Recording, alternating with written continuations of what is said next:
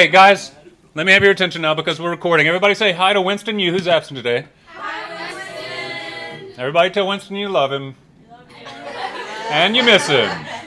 We love you, Winston, and we miss you. Now, so this is, as I was telling everybody, and guys, let me get through this because I'm recording it. This is our last reading of the Qing Dynasty. It's also, and seriously, this is depressing to me. I always hate this. Thanks for the sound effect. It's the end of Imperial China.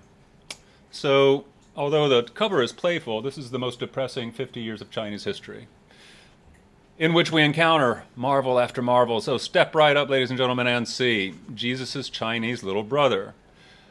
Those of you who are literal-minded, notice Mr. Burrell has a sense of like language and metaphor. The revolt of the yellow crosses. Anybody get it? Turbans. Yeah, because watch what happens when this guy, look at the picture. Okay, bromance over there. Look at the picture. Let me explain this picture to you. Tate, Arjun, separate, please. This is on tape, that's why I said it.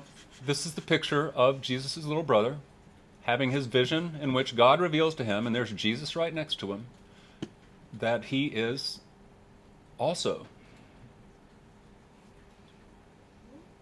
the Messiah, the Chinese Messiah, and he's come to overthrow evil. And included in that overthrow evil is, as you will read, a monotheistic destruction of Confucian temples. Close your computers. A monotheistic destruction of Confucian temples, Taoist temples, ancestral temples, the whole thing, because they're idolatrous, right? Satanic. You will read how this Chinese man came to discover this stuff, and you will also read just how many people's lives it cost. You think Joseph Kony was something? Joseph Kony is like recess at kindergarten compared to what happened in China because of revelations from the biblical God. So it's really disturbing stuff. Those of you who have been like, oh, I'm Protestant, Catholics, you know, evil Catholics, blah, blah, blah. Yeah, well, okay, now it's the Protestants' terms. You read that after the Second Opium War, one of the treaty things was this. Missionaries are to be allowed all over China, all over China. We, after the burning down the Summer Palace and so forth, we demand you sign this piece of paper saying, let our missionaries preach up and down the Yangtze, up and down the Yellow, anywhere, everywhere. And they did. And this leads to some really ugly stuff, including, as you'll read, massacres of nuns and Christian missionaries. The Chinese actually do just go berserk. And finally, or not finally, but next, the Sino-Japanese War. In 1895, Japan and China go to war. And you'll read about that. Anybody know who won this war? Japan won. Can anybody just like show that you get how radical that is by just thinking about Chinese history and Japan's relation to China since we started this year? Has Japan ever been more powerful or interesting, or not interesting, or you know, superior to China? Not by a long shot. And so think of the effect that that's going to have on the Chinese people's views toward the Qing. Yeah? No, the rape of Nanking is in 2 days. And then look at this picture. These are real pictures. Picture, I don't know, Woodgrove.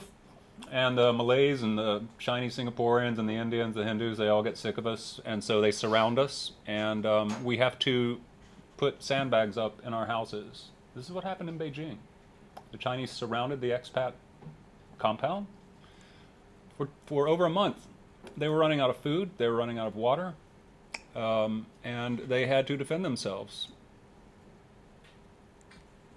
And their children and their wives in their houses.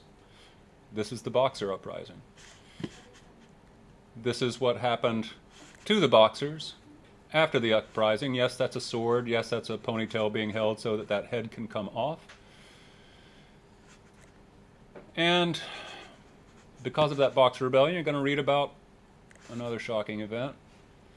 8 nations, US, France, Britain, Germany, Russia, Japan, Holland, Italy, invade the Forbidden City, and they loot it.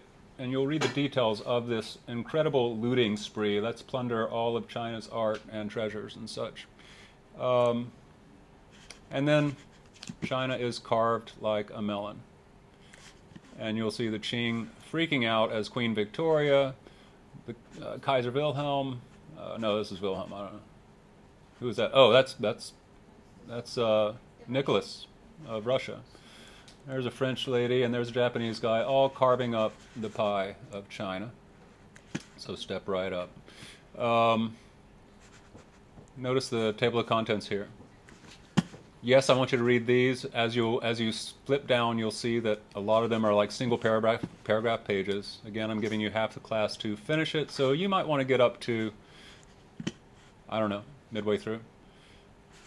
For those of you who like history and know that I've got a library of really good readings and am willing to share them, I've got this on PDF, but I'm not going to waste paper printing it. And then finally, here's a timeline that will really sort of drive it home. This is the end of the Qing dynasty, and so you'll see 1912, that's the end of it. Whoa. If you look at, again, they call it the century of humiliation for a good reason. Every decade, another humiliating thing happens.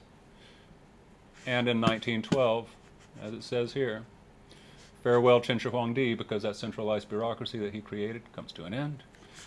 7 years before that, farewell Han Wudi, because of Confucian examinations that created the most educated and scholarly government the world's ever seen. It comes to an end. And yeah, it's a horrible thing. So, although some Chinese say, you know what, nah, good luck, bad luck, who knows. All right, say bye to Winston. Tell him you love him.